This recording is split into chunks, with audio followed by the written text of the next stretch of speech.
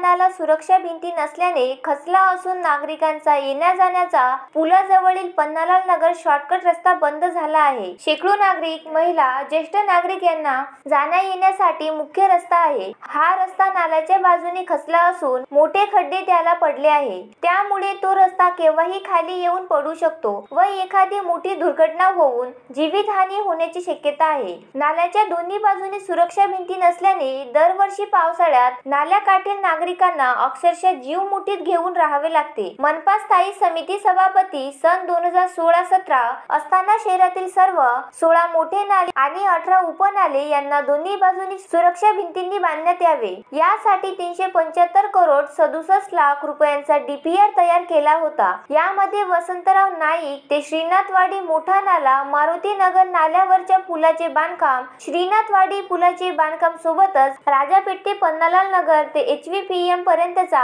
1700 metre लांबीचा नाला खर्च 44 करोड रुपये याचा सुद्धा समावेश होता। सुरक्षा भिंती नसल्यामुळे नाला दोन्ही बाजूने खचत चालला आहे। नाल्याकाठील राहणारे पवन बागडी, रामेश्वर रवरासे, राठी, शेंडे, गहलोत यांच्या घराच्या मागच्या बाजूच्या भिंती नाल्याच्या पाण्यामुळे पडल्या आहे। 2 महिन्या अगोदर पन्नालाल नगर पुलाजवळ नाल्याच्या बाजूने असलेला रस्ता पूर्ण खचला असून मोठे खड्डे पडले आहे। हे खड्डे तातडीने बुजवावे, दुरुस्ती करावी या मागणीसाठी मनपाला निवेदन दिले होते, पण काहीच कारवाई झाली नव्हती। त्यामुळे एखादी मोठी दुर्घटना होऊन जीवितहानी होण्या अगोदर दुरुस्ती करावी यासाठी मनपाचे माजी स्थायी समिती सभापती मिलिंद बांबल यांनी पन्नालाल नगर नाल्यात उतरून आक्रमक आंदोलन केले। नाल्यात पाणी अत्यंत खराब असून काही ठिकाणी नाल्यात मोठे खड्डे असल्याने पाण्याचा अंदाज येत आहे। सापांची संख्या नाल्यात खूप आहे, तरी सुद्धा खचलेल्या रस्त्यामुळे कोणती जीवितहानी होऊ नये याकरिता माजी स्थायी समिती सभापती मिलिंद बांबल यांनी स्वतः जीवाची पर्वा न करता नाल्यात उतरून लक्षवेधी आंदोलन केले। मिलिंद बांबल यांच्या आंदोलनाची दखल घेऊन मनपाने दुरुस्तीसाठी 10 लाख रुपये मंजूर केले। टेंडर झाले, वर्क ऑर्डर झाली म्हणून अधिकारी सांगतात,